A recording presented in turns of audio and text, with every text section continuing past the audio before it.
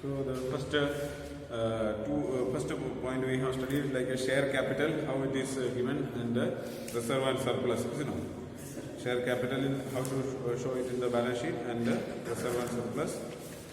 Next topic that we have to study is the share application money pending allotment. If share application money is there pending, how it can be shown, and other type of things are there.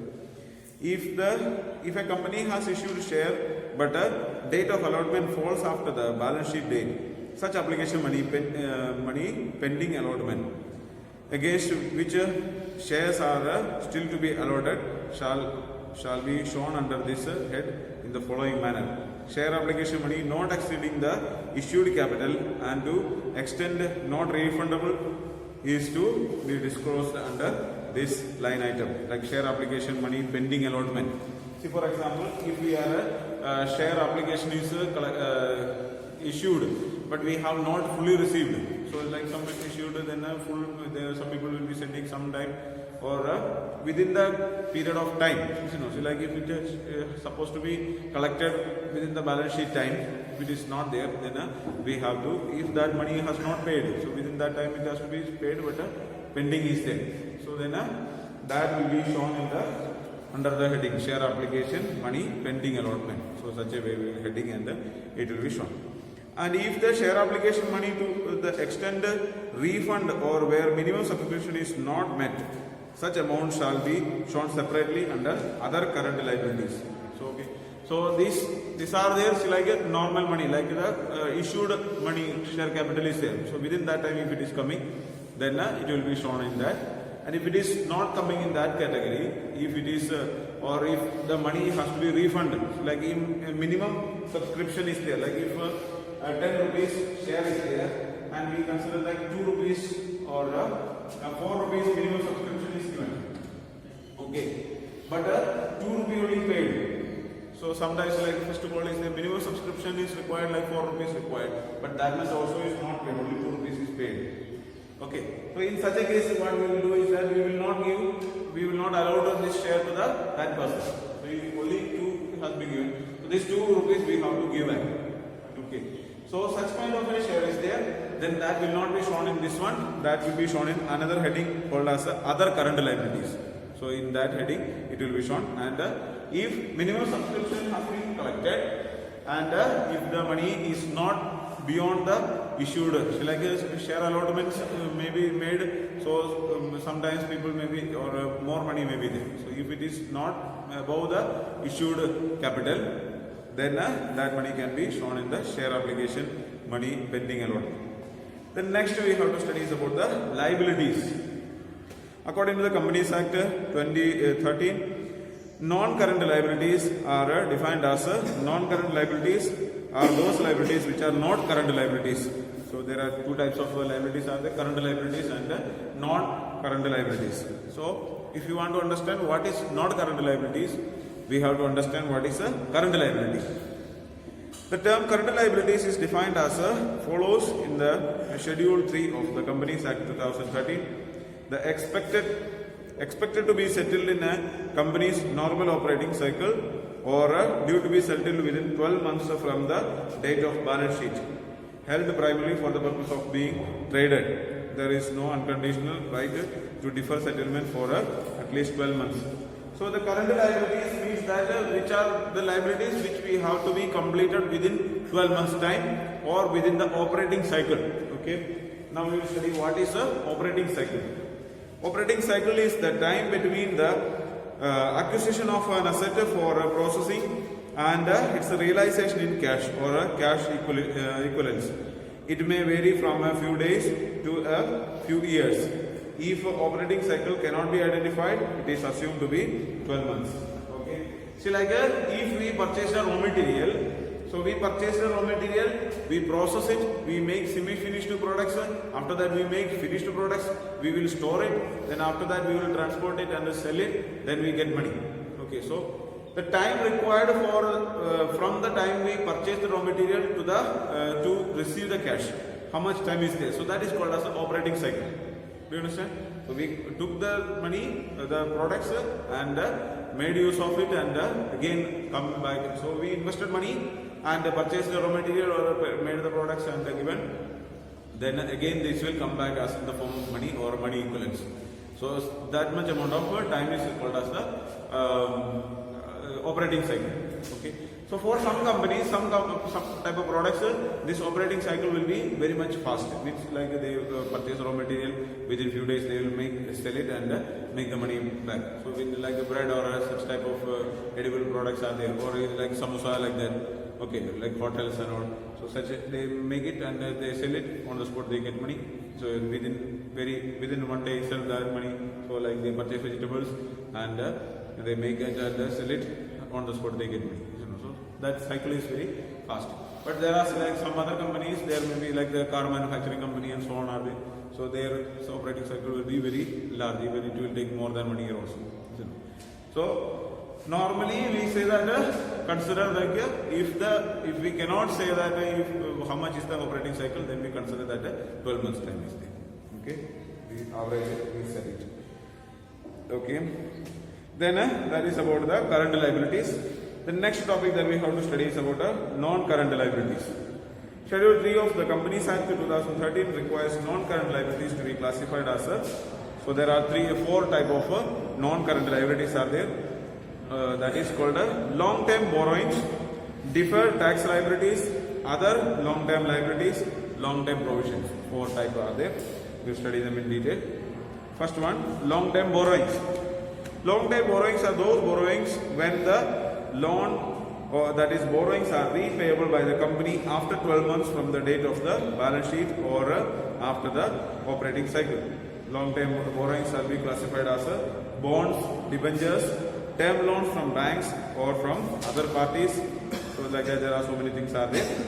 So long-term borrowings means that we took a loan, okay, and that loan we need not to pay within 1 year. Okay, such type of loans or like debentures or borrowings that we have made. So we borrowed some money from one person and within this is not necessary to be paid within 12 months time. Okay, so that more than 12 months period is there. If it is coming within 12 months time, then it is coming in the category of current liability, and if it is coming in the category of more than 12 months, it will come in the category of non-current liability. Okay, you understand? So that is the first one, long-term borrowings. Then next one is called deferred tax liability. Deferred tax liability represents the amount of tax levied on the difference between accounting income and taxable income.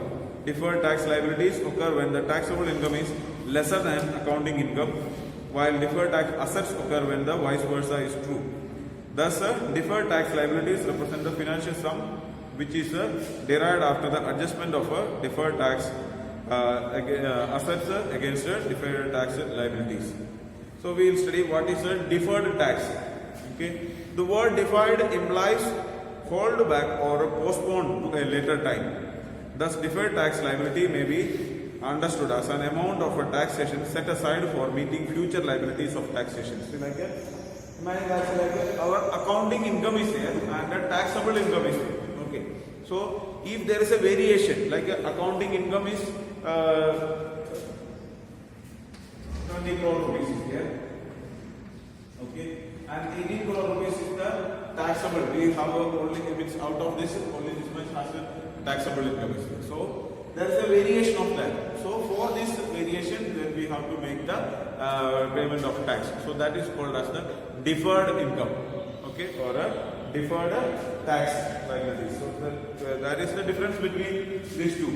Okay, so accounting income and taxable income. So the difference between these two is called as a. Sometimes this money will be more than this one. Like if 22 is coming as a taxable income and 20 is the accounting income. Okay, so sometimes the taxable income will be more or sometimes it will be less. So that variation will be there. Based on that, we will be calculating. So see, like one out of there are different points are there for this deferred tax can be there. One is depreciation. Okay, this is one of the major areas where disagreement occurs between accounting principles and taxation rules. So this occurs because of two aspects: duration of depreciation. Under the principle of accounting, the depreciation must be provided on the asset from the date of capitalization, the date from which the asset is put to use. However, depreciation needs to be provided either for 6 months or a year from the date of purchase in accordance with the taxation rules.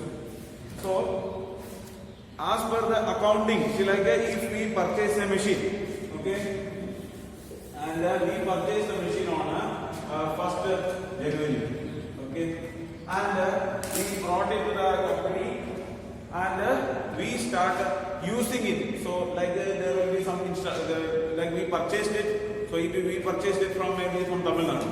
So from there we made the purchase and it is there. So there like it will take 2 months time for transportation, isn't it?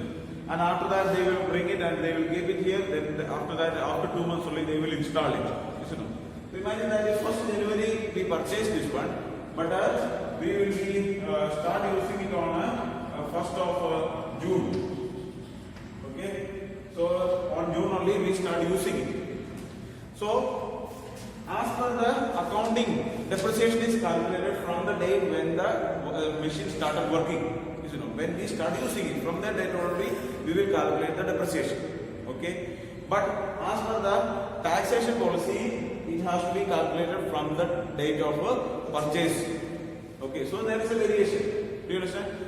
So 6 months time already spent there. So for these 6 months also the tax has to be paid. Do you understand? So that variation is called as a deferred tax.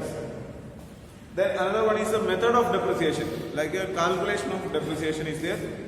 There are 2 methods of accounting for depreciation: straight line or a written down value method. So you have studied this, you know. So you studied about a straight line method and a written down value method. But so as per the accounting policies, those 2 methods are acceptable. Okay, but for income tax basis, only written down value method is acceptable.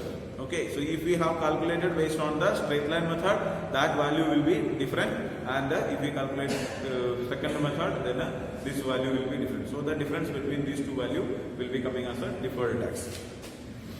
Okay, then one more point is there, like a provision for doubtful debts. Following is the concept of prudence in accounting. A provision for doubtful debts is created as a cautionary measure under regular business environment. However, the Income Tax Act allows deduction of only actual bad debts and when they occur.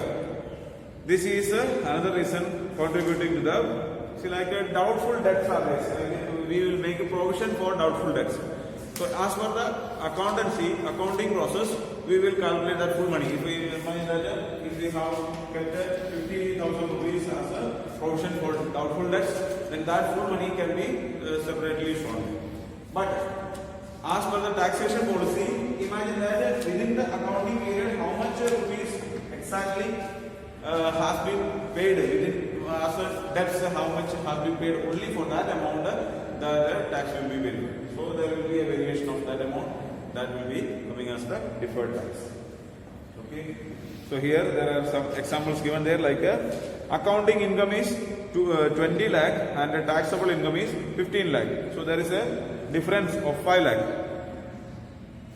Is it not there? Huh? So accounting income is 20 lakh and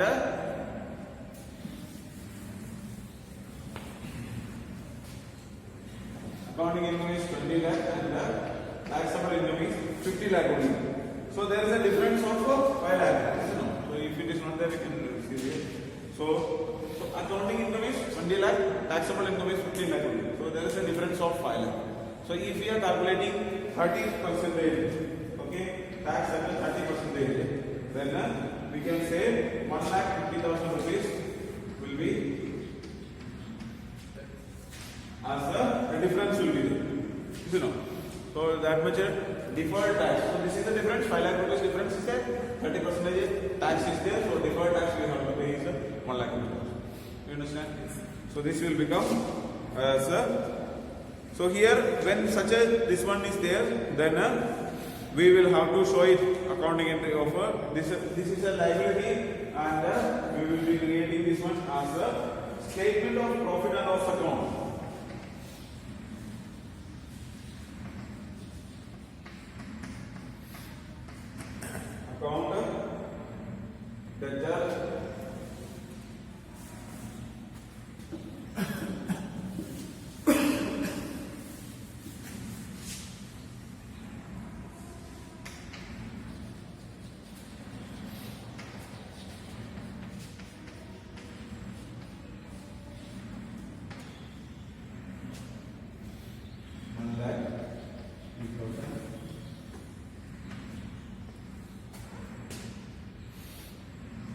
to deferred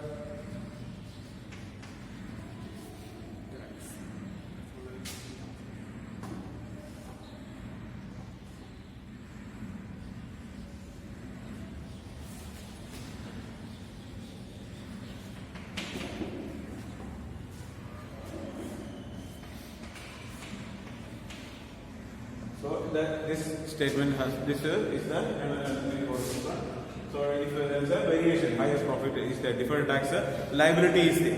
Okay, and if if it is becoming profit, say for example, taxable income is more than the accounting income. So here another example is there. Taxable income is 10 lakh and the accounting income is 8 lakh only. So such a there is a variation of 2 lakh is there. So for that 2 lakh rupees, 30% of the tax has to be calculated. So that can be shown as a just opposite. So deferred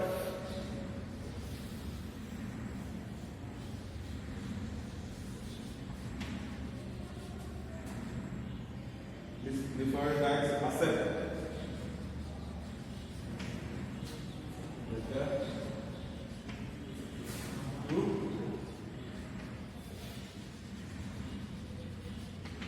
Taking it off, opening the loss account. How much is that amount? 60,000. It will be shown like that. Now it's something